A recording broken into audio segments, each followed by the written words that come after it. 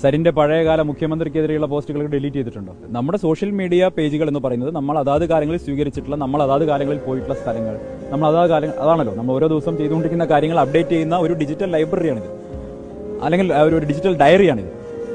അത് എന്റെ ഭൂതകാലം അങ്ങനെ അല്ലായിരുന്നു എന്ന് എന്തിനാണ് ഞാൻ ബോധ്യപ്പെടുത്താൻ നിൽക്കുന്നത്? ഞാൻ അതൊന്നും ഡിലീറ്റ് ചെയ്യാൻ ഉദ്ദേശിക്കുന്നില്ല, അതായിരുന്നു ഞാൻ. പക്ഷേ എന്റെ അന്നത്തെ നിലപാടുകളെ പൂർണ്ണമായും തള്ളിക്കളയുകയും വിഷം അമിപ്പിക്കുന്ന, വിദ്വേഷം അമിപ്പിക്കുന്ന അത്തരം പ്രസ്ഥാനങ്ങളോടുള്ള എന്റെ എല്ലാ വിയോജിപ്പുകളും തുറന്ന് പ്രകടിപ്പിച്ചുകൊണ്ട് അവിടെ നിന്ന് ഇറങ്ങിപ്പോന്ന് മതനിരപേക്ഷതയുടെയും സാമൂഹ്യ സമരസതയുടെയും ഒപ്പം സാഹോദര്യത്തിന്റെയും നിലപാട് സ്വീകരിച്ചുകൊണ്ട് UDF-ലേക്ക് കയറി വന്ന ഒരാളാണ് ഞാൻ. ഇനി എന്നെ വർഗീയവാദി എന്ന് മുദ്രകുത്തുന്നതിൽ എന്താ അർത്ഥമുള്ളത്?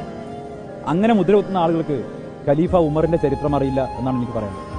ഖലീഫ ഉമറിന്റെ ചരിത്രം അറിയില്ലേ? പ്രവാചകനെതിരെ എന്തൊക്കെ ആക്ഷേപമായിട്ട് നടന്നയാളായിരുന്നു.